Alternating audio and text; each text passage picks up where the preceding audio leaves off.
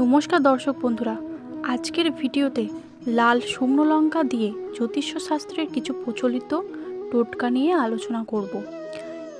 এই টোটকাগুলো আপনি যদি করেন, শত্রুদের আপনাদের ওপরে যে শত্রুতা এবং অর্থকষ্ট, নেতিবাচক শক্তি সব কিছুই কমে যাবে।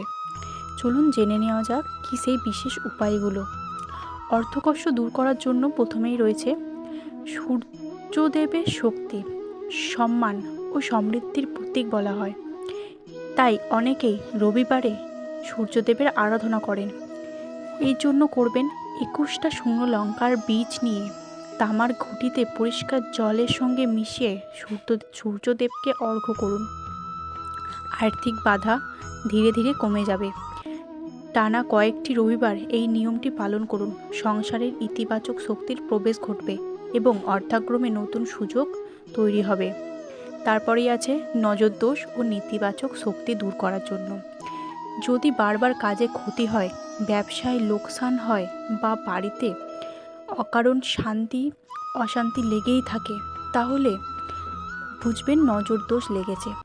আর এই ক্ষেত্রে আপনি করবেন, এই অবস্থায় 7টা শুকনো লঙ্কা নিয়ে সামান্য সর্ষে ও 1 চিমটি নুন দিয়ে আক্রান্ত ব্যক্তির মাথায় চারপাশে 7বার ঘুরিয়ে আগুনে ফেলে দিন। এর মাধ্যমে অশুভ প্রভাব দূর হয়ে যাবে। তারপরেই সবথেকে গুরুত্বপূর্ণ, শত্রুর বাধা থেকে রক্ষা পাওয়ার জন্য।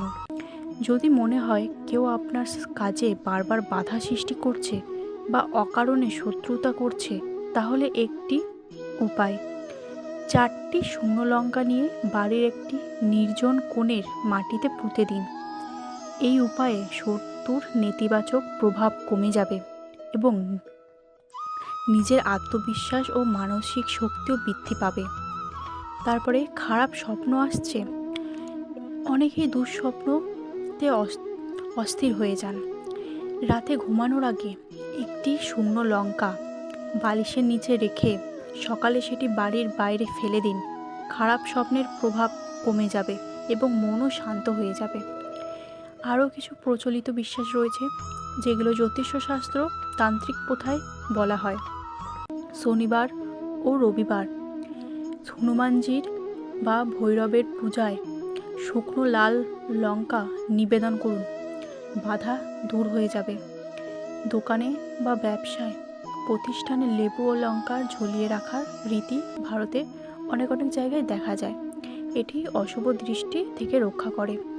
নতুন ব্যবসা বা গুরুত্বপূর্ণ কাজ করার সময় কিছু মানুষের শুভ শক্তির আশায় লাল লঙ্কা দিয়ে বিশেষ পূজা করেন। বন্ধুরা, এইগুলো জ্যোতিষশাস্ত্রের কিছু বিশেষ উপায়।